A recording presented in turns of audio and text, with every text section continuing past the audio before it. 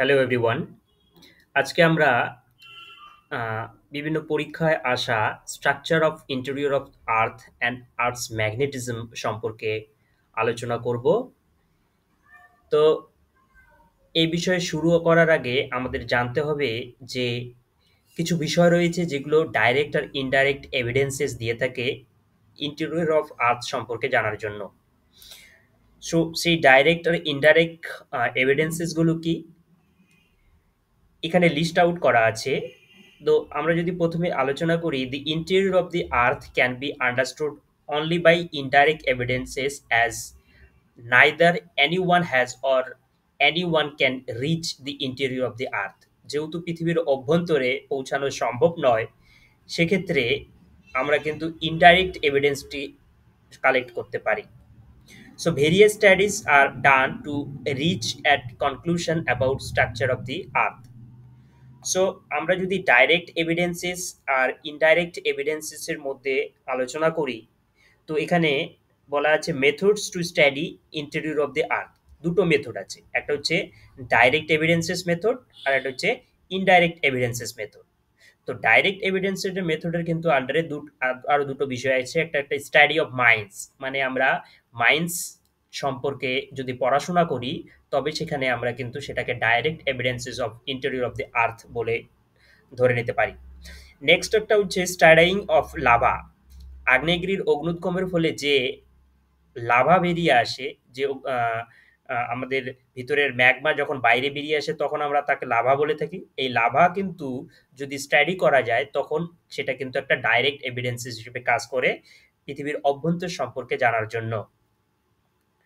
তো এই গেল দুটো, একটা হচ্ছে স্টাডি অফ মাইন্স অ্যান্ড একটা হচ্ছে স্টাডি অফ লাভা। ঠিক আছে, ইনডাইরেক্ট এভিডেন্সেস এর মধ্যে আমরা কি কি জানতে পারি? একটা হচ্ছে rate of change of pressure and temperature etcetera, মানে কি পরিমাণে প্রেশার চেঞ্জ হচ্ছে বা তাপমাত্রা চেঞ্জ হচ্ছে পৃথিবীর অভ্যন্তরে, সেটা সম্পর্কে আমরা কিন্তু সেটা যদি জানতে পারি তাহলে পৃথিবীর অভ্যন্তরের গঠন সম্পর্কেও আমরা জানতে পারবো। ইনডাইরেক্ট এভিডেন্সেস হিসেবে এটা কাজ করে। নেক্সট হচ্ছে গ্র্যাভিটেশনাল অ্যানামলি। গ্র্যাভিটেশনাল অ্যানামলি সম্পর্কেও যদি আমরা জানি তবেই আমরা সেটাকে ইনডাইরেক্ট এভিডেন্স হিসেবে ধরতে পারবো পৃথিবীর অভ্যন্তরের বিষয়ে। দেন স্টাডি অফ সিসমিক ওয়েভস, বিভিন্ন ধরনের ওয়েভস যেমন পি ওয়েভ, এস ওয়েভ, এল ওয়েভ। এই ওয়েভগুলো যেগুলো সিসমিক ওয়েভ, এগুলো পৃথিবীর অভ্যন্তরে যাতায়াতের সময় তাদের বৈশিষ্ট্য ভিন্ন ভিন্ন আকার ধারণ করে। তো সেগুলো সম্পর্কে যদি আমরা জানতে পারি তবেই কিন্তু আমরা পৃথিবীর যে ভিতরে কি রয়েছে তার পৃথিবীর অভ্যন্তরে সেটাও আমরা জানতে পারবো। সো এই ডাইরেক্ট এভিডেন্সেস গুলো সম্পর্কে যদি আমরা বিস্তারিত আলোচনা করি তবে প্রথমত পাবো আমরা কি, যে by analysing the lava of volcanoes coming out, যে লাভাটা বাইরে বেরিয়ে আসে ভলক্যানোর মাধ্যম থেকে। However it is difficult to যে ascertain the depth of the source of the such magma. Okay, যে লাভাটা বাইরে বেরিয়ে আসে সেই লাভা যদি স্টাডি করা যায় তবে সেটা পৃথিবীর অভ্যন্তরের গঠন বা অভ্যন্তরে কি রয়েছে সেটা সম্পর্কে আমরা জানতে পারি। এটা একটা ডাইরেক্ট এভিডেন্স হিসেবে কাজ করে। By analysing the deepest mines of earth, পৃথিবীর অভ্যন্তরে খনন করার মাধ্যমে। However the deepest mines is not more than 12 কিমি, যদিও আমরা 12 কিলোমিটারের ডিপের বেশি কিন্তু আমরা করতে পারি না। এই যে রাশিয়া যে দেশ রয়েছে সেই দেশে কোলাডিপ বোরহোল নামে একটা খনন করা হয়, যেখানে 12 কিলোমিটার ম্যাক্সিমাম খনন করা সম্ভব হয়েছে। এর পরবর্তীতে কিন্তু আর খনন করা যায়নি। তো এই দুটো যে বিষয়, একটা হচ্ছে ডিপেস্ট মাইন্স অফ আর্থ আর একটা হচ্ছে লাভা অফ দ্য ভলক্যানোস এর মাধ্যমে কিন্তু আমরা ডাইরেক্ট এভিডেন্সটা পেতে পারি পৃথিবীর অভ্যন্তর সম্পর্কে। এ গেল আমাদের ডাইরেক্ট এভিডেন্সেস। ইনডাইরেক্ট এভিডেন্সেস সম্পর্কে যদি আমরা আলোচনা করি তাহলে দেখতে পাবো যে finding the rate of increases of temperature, পৃথিবীর অভ্যন্তরের যে তাপমাত্রা কি হারে বৃদ্ধি পাচ্ছে বা তাদের চাপের পরিমাণ কি হারে বৃদ্ধি পাচ্ছে বা তার ঘনত্ব কি হারে বৃদ্ধি পাচ্ছে, সেটার মাধ্যমে উইথ ইনক্রিজিং ডেপথ, গভীরতার সাথে সাথে তার তাপমাত্রা বৃদ্ধি, তার চাপ বৃদ্ধি, তার ঘনত্ব বৃদ্ধি, এগুলোও কিন্তু আমাদের ইনফরমেশন দিয়ে থাকে যে ভিতরে কি ধরনের ম্যাটেরিয়ালস রয়েছে। ওকে, সো নেক্সট হচ্ছে গ্র্যাভিটি অ্যানামোলিস, যেটা সম্পর্কে আগেই বললাম যে gravity gravitational value is not same at all places. প্রত্যেকটা জায়গায় কিন্তু গ্র্যাভিটেশনাল ভ্যালু সমান নয়। It gives information regarding the unequal distribution of mass materials in the earth crust. পৃথিবীর যে ভূত্বক রয়েছে, ভূত্বকের মধ্যে আনইকুয়ালি ডিস্ট্রিবিউশন রয়েছে, তার কারণেই এই গ্র্যাভিটেশনাল অ্যানামলি কিন্তু ভিন্ন ভিন্ন জায়গায় ভিন্ন ভিন্ন হয়ে থাকে। সো নেক্সট হচ্ছে study of movement of seismic waves. আমি বললাম যে পিএসএল, এই সমস্ত ওয়েভ যেগুলো সিসমিক ওয়েভ মানে ভূকম্পীয় তরঙ্গ, সেই তরঙ্গগুলো কিন্তু তার বৈশিষ্ট্য ভিন্ন ভিন্ন আকার নিয়ে থাকে, বৈশিষ্ট্যটা ভিন্ন ভিন্ন হয়ে থাকে বিভিন্ন অভ্যন্তরে। যেমন গুরুমণ্ডলে তার বৈশিষ্ট্য যেরকম, কেন্দ্রমণ্ডলে কিন্তু তা নয়, বা ভূ অভ্যন্তরের যে বিভিন্ন জায়গায় তাদের কিন্তু বৈশিষ্ট্য ভিন্ন ভিন্ন অবস্থা। যেমন এস ওয়েভ কিন্তু শুধুমাত্র সলিডের মধ্য দিয়ে যেতে পারে, তরলের মধ্য দিয়ে কিন্তু সে যেতে পারে না। সো নেক্সট হচ্ছে meteors that at times reach the depth. Okay, যে আমাদের ধূমকেতু রয়েছে, সেই ধূমকেতুগুলো আমাদের কিন্তু দিয়ে থাকে। Meteors have developed out of material same as our planet. Okay, then হচ্ছে magnetic surveys provide information about the distribution of magnetic materials in crustal portion. তো এটাও কিন্তু একটা বৈশিষ্ট্য ইনডাইরেক্ট এভিডেন্স হিসেবে। নেক্সট, আর্থকুয়েক কি, আর এর যে সিসমিক ওয়েভগুলো রয়েছে সেগুলো সম্পর্কে আমরা আলোচনা করি। দেখো, আর্থকুয়েক কি? An earthquake is a simple words is shaking of earth. পৃথিবীর যে কম্পন রয়েছে সেই কম্পনটাকেই আমরা আর্থকুয়েক বলে থাকি। মানে যে কম্পন আমরা অনুভব করি হঠাৎ করে প্লেটে, একটা বিভিন্ন কারণে হয়ে থাকে, যেমন প্লেট মুভমেন্ট একটা তার প্রধান কারণ। ঠিক আছে, it is caused due to the release of energy, শক্তি রিলিজ করার কারণে, which generates waves that travel in all directions. Okay, the study of seismic waves provides a complete picture of the layered interior. তো seismic waves পৃথিবীর অভ্যন্তরের একটা complete layered picture দেয়, মানে অভ্যন্তরে কোন কোন স্তর রয়েছে সেটা কিন্তু আমরা এই সিসমিক ওয়েভস এর মাধ্যমে জানতে পারি। তো ওয়েভ জেনারেটেড বাই আর্থকুয়েক, কয় ধরনের ওয়েভ হয়? সিসমিক ওয়েভ কিন্তু আমি এখানে বেসিক্যালি দু ধরনের, একটা হচ্ছে বডি ওয়েভ আর একটা হচ্ছে আমাদের সারফেস ওয়েভ। এই বডি ওয়েভকে আবার দুভাগে ভাগ করা যায়, যেটাকে পি ওয়েভ বা প্রাইমারি ওয়েভ বলে, আর একটা হচ্ছে এজ ওয়েভ যেটাকে আমরা বলি সেকেন্ডারি ওয়েভ। তো পি ওয়েভ হচ্ছে প্রাইমারি ওয়েভ আর হচ্ছে এজ ওয়েভ হচ্ছে সেকেন্ডারি ওয়েভ। এই দুটো ওয়েভই কিন্তু বডি ওয়েভস নামে পরিচিত। এবং সারফেস ওয়েভস এর ক্ষেত্রে যদি আমরা আলোচনা করি সেক্ষেত্রেও দুটো, একটা হচ্ছে লাভ ওয়েভস আর একটা হচ্ছে রিলে ওয়েভস। তো lives wave, love waves and relay waves গেলে হচ্ছে আমাদের সারফেস ওয়েভস। এই ওয়েভস গুলো সম্পর্কে যদি একটু ছোট্টভাবে আলোচনা করি তাহলে কি পাচ্ছি, যে body waves generated due to the release of energy at focus. পৃথিবীর ভিতরে মানে কেন্দ্রে যখন শক্তির প্রবাহ হয়, শক্তি ছেড়ে দেয়, that is the point inside earth where earthquake occurs. মানে ফোকাস আমরা কাকে বলি? পৃথিবীর অভ্যন্তরে যেখানে পৃথিবী মানে ভূমিকম্পের উৎপত্তি হয় সেখানে কিন্তু তাকে কিন্তু আমরা ভূমিকম্পের কেন্দ্র বা ফোকাস বলে থাকি। And move in all directions, এবং travelling through the body of earth, hence the name is body waves. তো বডি ওয়েভস একে এই কারণেই বলে যে সেটা যেহেতু ট্রাভেল করে বডির মাধ্যমে, মানে আর্থ বডির মাধ্যমে ট্রাভেল করছে, তাই এটাকে বডি ওয়েভস বলে থাকে। So it is of two types, namely P waves and waves, primary waves and secondary waves. Okay, তো এবার আমরা যদি সারফেস ওয়েভস সম্পর্কে আলোচনা করি, সারফেস ওয়েভস মানে একটা হলো বডি ওয়েভ আর একটা হচ্ছে সারফেস ওয়েভ। সারফেস ওয়েভসটা কি? দি body wave interact with the surface rocks and generate new set of waves. যে বডি ওয়েভসটা সৃষ্টি হলো পৃথিবীর ফোকাসের মধ্যে, মানে কেন্দ্রের মধ্যে, ভূমিকম্পের কেন্দ্রের মধ্যে, সেটাই যখন সারফেসে চলে আসে সেটা সারফেস ওয়েভসের রূপ নেয়। তো this waves move along the surface, এটা সারফেস বরাবর যাতায়াত করে। তো the velocity of waves changes as the travel through materials with different densities. বিভিন্ন ঘনত্বের ক্ষেত্রে বিভিন্নভাবে প্রবাহ হয়। The denser the materials the higher the velocity. যত ডেন্সার ম্যাটেরিয়ালস ডেন্স হবে, মানে যার ঘনত্ব যত বেশি হবে সেক্ষেত্রে তার ভেলোসিটি তত বেশি হবে। So there are most destructive. তো এই সমস্ত সারফেস ওয়েভ যেগুলো আছে সেগুলো কিন্তু খুবই ধ্বংসাত্মক প্রকৃতির। They cause displacement of rocks and hence the collapse of structures occurs. তারা কিন্তু মানে বা রকের ডিসপ্লেসমেন্ট করতে পারে, এই জন্য কিন্তু এক্ষেত্রে কিন্তু ধ্বংসের পরিমাণ কিন্তু সর্বাধিক হতে পারে। But in study the earth structures they don't play much role. Okay, তো পৃথিবীর আর্থ স্ট্রাকচার সম্পর্কে পড়াশোনার ক্ষেত্রে তার কিন্তু রোল খুব একটা নয়, যেখানে আমরা বডি ওয়েভস এর ক্ষেত্রে পারি, মানে হচ্ছে পি ওয়েভ আর এস ওয়েভ এর ক্ষেত্রে পারি। কিন্তু সারফেস ওয়েভ মানে আমরা সেক্ষেত্রে কিন্তু পৃথিবীর অভ্যন্তর সম্পর্কে ধারণাটা তোটা দিতে পারে না। সো এই যে ওয়েভস গুলো আমরা দেখছি পি ওয়েভস, এইটা হচ্ছে পি ওয়েভস এর একটা কিরকম ভাবে যাতায়াত করছে উপর নিচে সেই হিসেবে। দেন হচ্ছে এস ওয়েভস, অ্যারাইভাল টাইমস এটা বলে দিয়েছে। দেন এটা হচ্ছে সারফেস ওয়েভস এর একটা অ্যামপ্লিটিউড, মানে এই যে আমাদের শীর্ষ থেকে যাদের একটা দূরত্ব ইসের মধ্যে, সেটা হচ্ছে এখানে উল্লেখ করা আছে। সো জাস্ট এখানে জাস্ট সিম্পলি তিনটে ছবি দেওয়া আছে, পি ওয়েভস, এস ওয়েভস আর সারফেস ওয়েভস এর তিনটে পিকচার। তো টাইপস অফ বডি ওয়েভস এর মধ্যে মানে আমরা যে বডি ওয়েভস এর দুটো টাইপ পেলাম, একটা হচ্ছে প্রাইমারি ওয়েভ আর একটা হচ্ছে secondary wave. There are two types of body waves, one is P waves and S waves. P waves সম্পর্কে যদি আমি ছোট্ট একটু আলোচনা করি তাহলে আমরা দেখব these are also called primary waves. আমি বললাম একে প্রাথমিক তরঙ্গ বা প্রাইমারি ওয়েভস বলে। The P waves are similar to side waves, মানে শব্দ তরঙ্গের অনুরূপ হিসেবে এই পি ওয়েভসটা কাজ করে, শব্দ তরঙ্গ। Okay, so they can travel through gases, liquid and solid materials. তো তিনটা যে মাধ্যম রয়েছে, গ্যাসীয় মাধ্যম, তরল মাধ্যম এবং কঠিন মাধ্যম, তিনটা মাধ্যমের মধ্যেই কিন্তু পি ওয়েভস যাতায়াত করতে পারে। যেখানে আমরা যদি এস ওয়েভস এর ক্ষেত্রে লক্ষ্য করি সেটা নয়। তো S waves arrives at the surface with some time lag.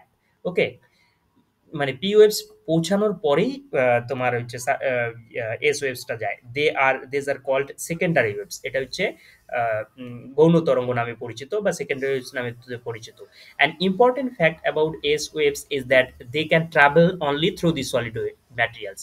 S waves কিন্তু অনলি সলিড, এখানে আমরা মনে রাখবো এস, এস যদি আমরা মনে রাখি তাহলে কিন্তু মনে থাকবে যে এস ওয়েভ শুধুমাত্র সলিডের মধ্য দিয়ে যাতায়াত করতে পারে। ওকে, সো এই গেল this characteristics of the S waves is quite important. It has helped scientists to understand the structure of the interior of the earth. Okay, so এই গেল আমাদের যে টাইপ অফ বডি ওয়েভস।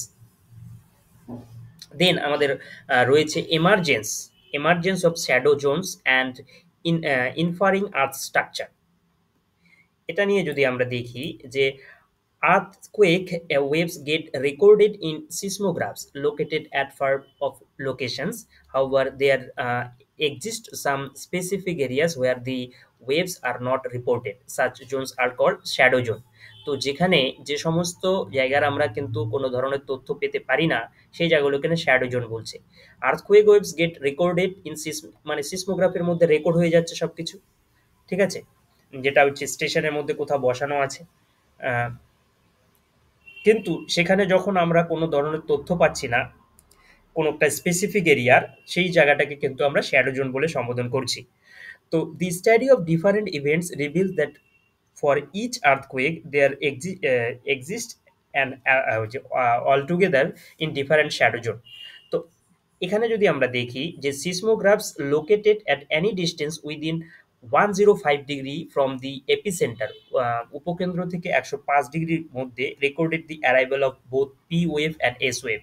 এই ছবিটার মধ্যে যদি দেখি আমরা 0 থেকে 105 ডিগ্রির মধ্যে যদি দেখি, এখানে কিন্তু আমরা পি ওয়েভ এবং এস ওয়েভ দুটোই কিন্তু আমরা যে যাতায়াত করছি সেটা কিন্তু আমরা দেখতে পাচ্ছি। বিটুইন 105 ডিগ্রি টু 145 ডিগ্রি, মানে 105 ডিগ্রি থেকে 145 ডিগ্রির মধ্যে no waves was recorded of. তো এই জায়গাটাতে কোনো কিন্তু আমরা ওয়েভ রেকর্ড করতে পারছি না। তো তাই এই জায়গাটাকে বলছে shadow zone of P wave and S wave. P wave and S ওয়েভের এটাকে শ্যাডো জোন বা ছায়া বলায় বলে। ওকে, তো seismographs located beyond 145 degree from epicenters record the arrival of P waves but not that S waves. এই যে 145 ডিগ্রির এই যে যেটা এইটা কিন্তু আবার এস ওয়েভটাকে দেখা যায় না, কিন্তু পি ওয়েভস অ্যারাইভেল করতে পারে। তো তাই এই যে এই জায়গাটা পি ওয়েভস এর শ্যাডো জোন। হ্যাঁ, আর এই যে ফুল 105 ডিগ্রিতে আমরা দেখছি এটা কিন্তু পুরোটাই কিন্তু এস ওয়েভ এর shadow zone. Okay, so then from the scientists have concluded that till 2900 kilometre 2900 kilometre পর্যন্ত there is solid surface is called mantle. এটাকে আমরা বলছি গুরুমণ্ডল। এটাকে আমরা বলছি গুরুমণ্ডল। ওকে, then outer core is made up of liquid because S waves cannot travel through the liquid, যেহেতু S waves only solid wave এর মধ্যে দিয়ে যায় কিন্তু লিকুইডের মধ্যে দিয়ে যেতে পারে না, তো outer core is made up of liquid.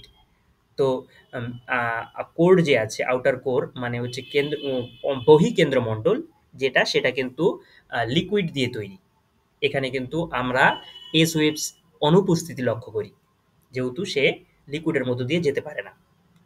So inside liquid core there is again solid core. তো লিকুইড কোরের ভিতরে কিন্তু আবার সলিড কোর রয়েছে, inferred from the deflection of P waves inside core. Okay, so এ গেল আমাদের কিন্তু emergence of shadow zones and inferring earth structure. এবারে যে স্ট্রাকচার অফ দি আর্থ যদি দেখি আমরা, যে পৃথিবীর অভ্যন্তরের যে গঠন রয়েছে সেই গঠনটা কি, মানে আমরা যে শিলামণ্ডল, গুরুমণ্ডল, কেন্দ্রমণ্ডল নিয়ে যদি আলোচনা করি সেক্ষেত্রে কি পাচ্ছি।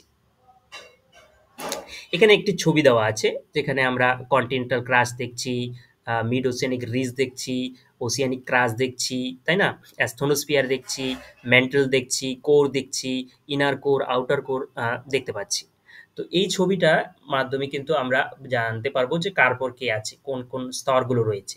সবার উপরে কিন্তু আমাদের লিথোস্ফিয়ার মানে শিলামণ্ডল রয়েছে, দেন মেন্টেল মানে গুরুমণ্ডল, তারপর হচ্ছে কোর মানে আমাদের কেন্দ্রমণ্ডল রয়েছে। তো কোরকে আবার কিন্তু দুভাগে ভাগ করা যায়, একটা হচ্ছে আউটার কোর আবার ইনার কোর। ম্যান্টেলকেও দুভাগে ভাগ করা যায়, যে বহিঃগুরুমণ্ডল এবং অন্তঃগুরুমণ্ডল হিসেবে।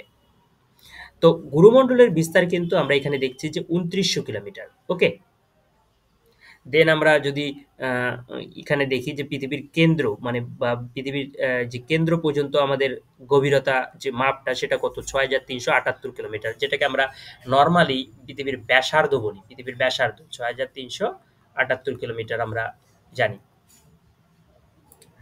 তো যে ভাগগুলো রয়েছে একটা হচ্ছে ক্রাস্ট। প্রথমত ক্রাস্ট যদি নিয়ে আলোচনা করা হয় সেক্ষেত্রে দেখা যাবে it is the outer most solid part of the earth. Okay, পৃথিবীর বাইরের সবচাইতে শক্তপোক্ত একটা যে অংশ। So it is a brittle in nature. The thickness of the crust varies under the oceanic and continental areas. এর কিন্তু যে থিকনেস রয়েছে পুরুত্ব সেটা কিন্তু ওসিয়ানিকে আলাদা আবার কন্টিনেন্টাল এরিয়াসে আলাদা। সো কন্টিনেন্টাল ক্রাস্ট আর যে ওসিয়ানিক ক্রাস্টের মধ্যে একটু ডিফারেন্স এখানে করে দেওয়া আছে। সেটা নিয়ে যদি আমরা আলোচনা করি যে কন্টিনেন্টাল ক্রাস্টের অ্যাভারেজ থিকনেস হচ্ছে 30 কিলোমিটার, মানে এটা 30 কিলোমিটার থিকার। আর আমরা ওসিয়ানিক ক্রাস্টের কিন্তু অ্যাভারেজ থিকনেস হচ্ছে 5 কিলোমিটার, মানে এটা হচ্ছে থিনার। তো কন্টিনেন্টাল ক্রাস্ট কিন্তু ওসিয়ানিক ক্রাস্টের চাইতে বেশি থিকার, যেখানে আমরা 30 কিলোমিটার দেখছি আর এখানে মোটেই 5 কিলোমিটার দেখছি। ওকে, আবার দেখো এটা কিন্তু লেস ডেন্স, এর কিন্তু যে ঘনত্ব কম, ডেন্সিটি অ্যাভারেজে কত 2.7 গ্রাম পার সেমি কিউব। আর এই যে ওসিয়ানিক ক্রাস্ট এর কিন্তু ডেন্সিটি বেশি, যেটা হচ্ছে 3 গ্রাম পার সেমি কিউব। ওকে, আরেকটা পার্থক্য যদি আমরা আলোচনা করি যে এখানে হচ্ছে continental crust is made up of sial and sial, মানে এখানে সিলিকা এবং অ্যালুমিনিয়ামের পরিমাণ বেশি থাকার কারণে এই জায়গাটাকে সায়াল বলছে, যেখানে ওসিয়ানিক ক্রাস্টের মধ্যে সিলিকা আর ম্যাগনেসিয়ামের পরিমাণ থাকার কারণে এর নাম হচ্ছে সিমা, SIMA, সিমা।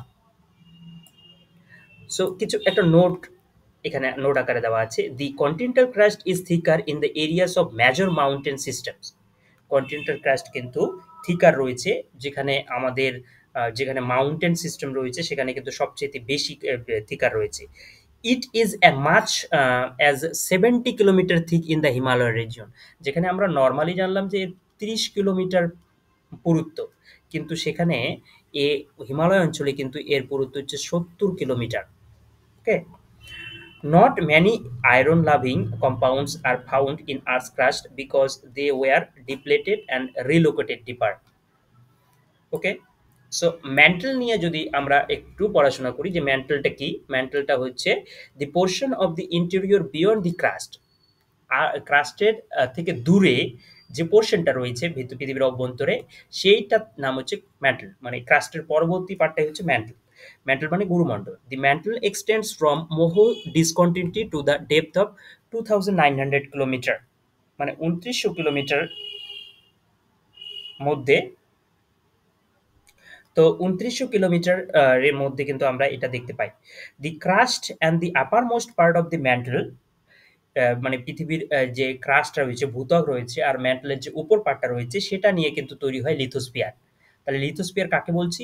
পৃথিবীর ক্রাস্ট এবং upper most part of the mantle তারা একসাথে তৈরি করছে হচ্ছে লিথোস্ফিয়ার। এই লিথোস্ফিয়ারের কিন্তু 80 কিলোমিটার পর্যন্ত বিস্তার থাকতে পারে। Entire lithosphere is broken into brittle moving plates. ছোট, ছোট পাতে বিভক্ত রয়েছে। এক্ষেত্রে বলে টেকটনিক প্লেট। মানে আমরা পাত সঞ্চালনে যখন পড়াশোনা করব বা পাত সঞ্চালন সম্পর্কে যারা অলরেডি জানি, সেখানে কিন্তু আমরা জানি যে অ্যাস্থনোস্ফিয়ারের উপর যে কিছু ছোট, ছোট পাত বা মাঝারি পাত বা বড় পাত কিন্তু ভাসমান অবস্থায় রয়েছে। So containing world continents and oceans. Lithosphere appears to be floating on astronosphere. তো lithosphere কিন্তু astronosphere উপর floating অবস্থায় আছে বলে ধরা হয়। So the upper portion of the mantle is called astronosphere.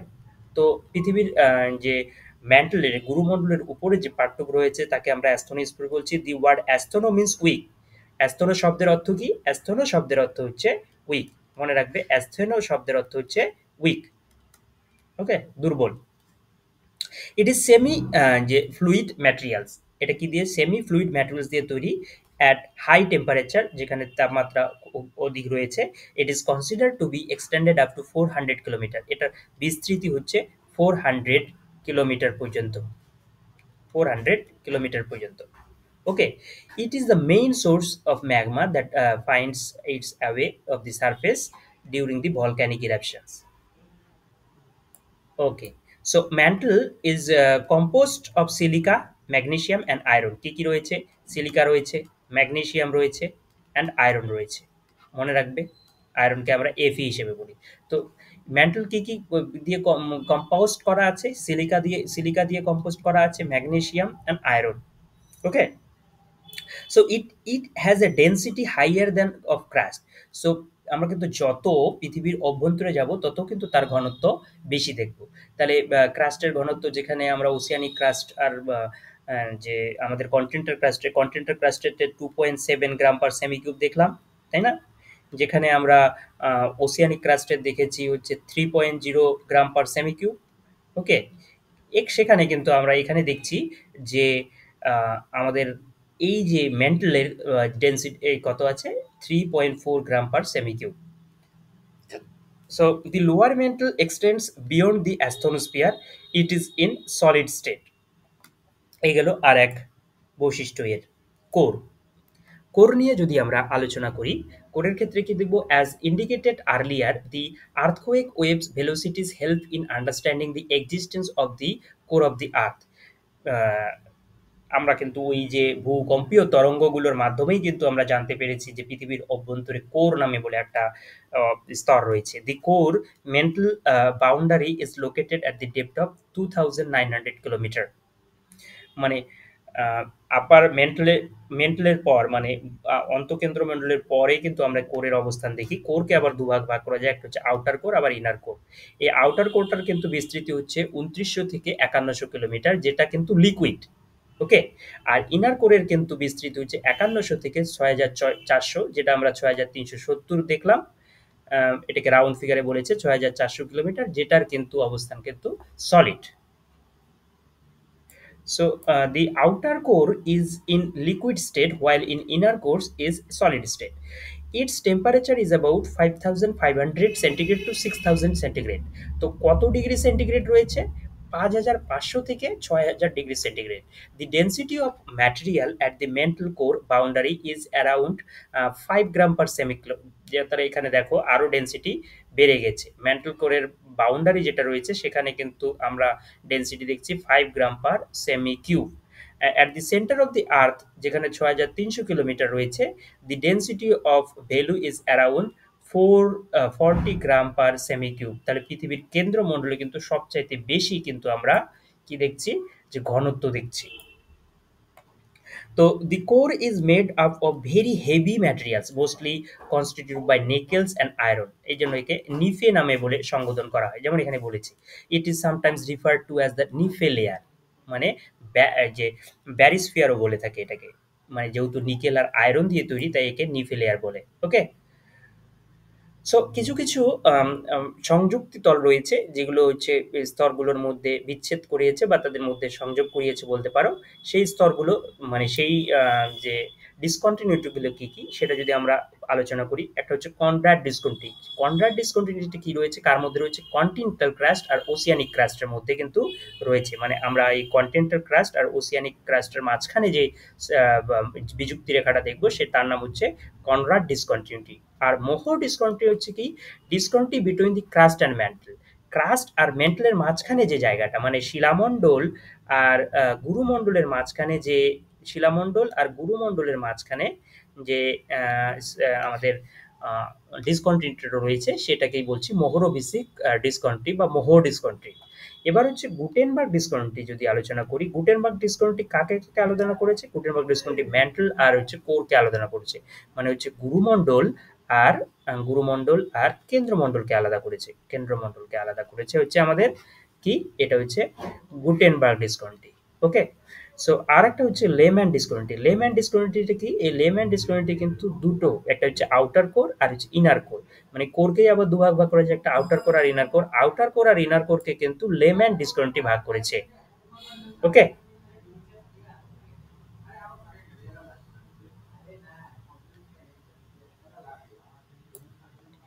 এবার আমরা একটু ছোট্ট করে আলোচনা করব যে লিথোস্ফিয়ার, অ্যাস্থনোস্ফিয়ার, যে মেসোস্ফিয়ার আর ব্যারিস্ফিয়ার কি।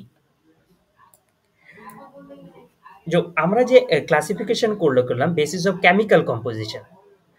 ওকে, উপরের যে ক্লাসিফিকেশনটা হলো ওটা কিন্তু কেমিক্যাল কম্পোজিশন অনুসারে হয়েছে, whereas this classification is on the basis of physical characteristics or rigidity. Okay, so physical lithosphere. Lithos means rock. Litho মানে শব্দের অর্থ হচ্ছে রক বা শিলা। Lithosphere is the layer of containing hard rock, যেখানে আমরা শক্তপোক্ত রকস দেখতে পারবো, পাথর দেখতে পারবো, শিলা দেখতে পারবো, সেটা কিন্তু হচ্ছে লিথোস্ফিয়ার।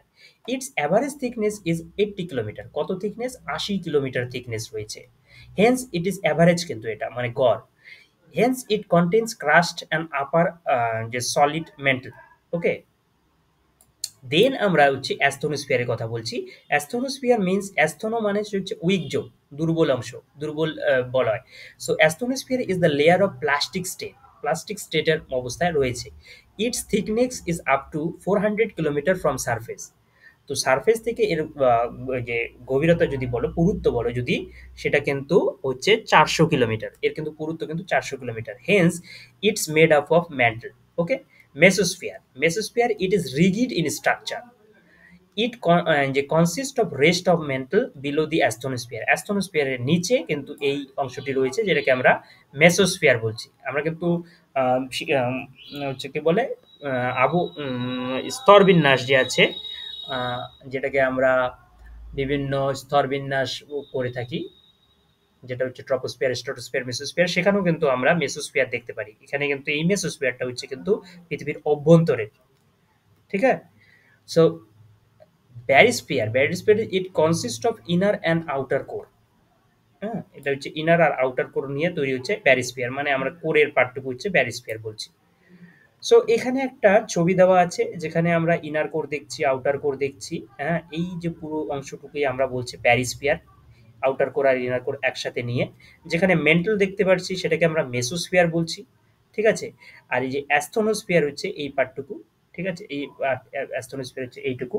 দেন লিথোস্ফিয়ার হচ্ছে আপার গুরুমণ্ডল আর ক্রাস্ট মিলে হচ্ছে লিথোস্ফিয়ার তৈরি হয়েছে। এই জায়গাটা হচ্ছে কন্টিনেন্টাল ক্রাস্ট। এটা হচ্ছে মিড ওসিয়ানিক রিজ দেখাচ্ছে একটা, এখান থেকে ম্যাগমা উৎকলন হচ্ছে। এখানে হচ্ছে ওসিয়ানিক ক্রাস্টের কথা বলেছি এটা। ওকে, সো এটা হচ্ছে আমাদের আহ, আমাদের একটা ক্লাসিফিকেশন। এরপরে আছে আর্থস ম্যাগনেটিজম। তো মানে পৃথিবীর চৌম্বকত্ব। তো পৃথিবীর চৌম্বকত্ব ক্ষেত্রটি একটি দণ্ডচুম্বকের মতো, যা পৃথিবীর ঘূর্ণনক্ষের সঙ্গে প্রায় ১১ ডিগ্রি কোণে হেলানো থাকে। তো magnetic field of earth is similar to that the bar magnet tilted 11 degree from the spin axis of the earth. Okay, so কারণ কি? কারণ কজেস হচ্ছে, আহ, যদি আমরা কারণ হিসেবে দেখি যে earth's magnetic field is distributed to a dynamo effect of circulating electric current in the core of the earth. মানে পৃথিবীর চৌম্বক ক্ষেত্রের উৎস হলো পৃথিবীর কেন্দ্রে ঘূর্ণায়মান বৈদ্যুতিক স্রোতের ডায়নামো প্রবাহ। ঠিক আছে? এবার এই পৃথিবীর কেন্দ্রে একটি কঠিন অভ্যন্তরীণ কেন্দ্র রয়েছে, যা তরল বাইরের কেন্দ্রে দ্বারা পরিবেষ্টিত। ঠিক আছে? তো এই সঞ্চালন স্রোতগুলো পৃথিবীর ঘূর্ণনের সাথে মিলিত হয়ে একটি জিওডায়নামো আ যে তৈরি করে, যা পৃথিবীর চৌম্বক ক্ষেত্রকে উৎপন্ন করে। বোঝা গেল? এবার আমরা যদি এর সিগনিফিকেন্স অফ আর্থ ম্যাগনেটিজমটা পড়ি, কি পৃথিবীর চৌম্বকত্বের গুরুত্বটা কি? এটা অফ হবে সিগনিফিকেন্স অফ আর্থ ম্যাগনেটিজম। তো এক হচ্ছে অ্যাটমসফিয়ার প্রোটেকশন, মানে বায়ুমণ্ডল রক্ষা করে। অ্যাকচুয়ালি কি ম্যাগনেটোস্ফিয়ার যে যে সূর্যের বায়ু বা সোলার উইন্ড এর বেশিরভাগ অংশ প্রতিহত করে নেয়। এই চার্জযুক্ত কণাগুলো আমাদের না হলে, এই চার্জযুক্ত কণাগুলো যদি না হয় তাহলে ওজোন স্তরকে ছিন্নভিন্ন করে দিত, যা পৃথিবীকে ক্ষতিকর অতিবেগুনি রশ্মি থেকে রক্ষা করে। ঠিক আছে? তো অ্যাটমসফিয়ারিক প্রোটেকশন একটা কারণ। দেন হচ্ছে রক ডেটিং, মানে শিলার বয়স নির্ধারণ করার জন্য। চৌম্বক ক্ষেত্রের উল্টো পাল্টা যে হওয়ার ঘটনাকে ভিত্তি করে আমাদের এই ম্যাগনেটো স্ট্র্যাটিগ্রাফি বা ম্যাগনেটোস্ট্র্যাটিগ্রাফি করা হয়, যা শিলা ও অবসাদ স্তরের বয়স নির্ধারণের জন্য একটি পদ্ধতি। ঠিক আছে? এবার হচ্ছে অরোরা। অরোরাটা কি? এই যে interaction of the terrestrial magnetic field with particles from the solar wind near the poles. মানে পৃথিবীর চৌম্বক ক্ষেত্র এবং সূর্যের বায়ুর কণাগুলোর মেরু অঞ্চলের কাছে পারস্পরিক ক্রিয়ার ফলে এই অরোরা তৈরি হয়। এবার হচ্ছে নেভিগেশন যদি বলা হয়, নেভিগেশনের ক্ষেত্রে কি humans have used earth's magnetic field for navigation purposes since ages. মানে মানুষ প্রাচীনকাল থেকে নেভিগেশনের জন্য পৃথিবীর চৌম্বক ক্ষেত্র ব্যবহার করে আসছে। বিভিন্ন জীব যেমন ব্যাকটেরিয়া থেকে শুরু করে আমাদের মানে পায়রা পর্যন্ত, ওকে, পায়রা পর্যন্ত দিক নির্দেশনা বা চলাচলের জন্য এটি ব্যবহার করে থাকে আর্থ ম্যাগনেটিজমকে। তো এই হলো আজকের আমাদের ক্লাস।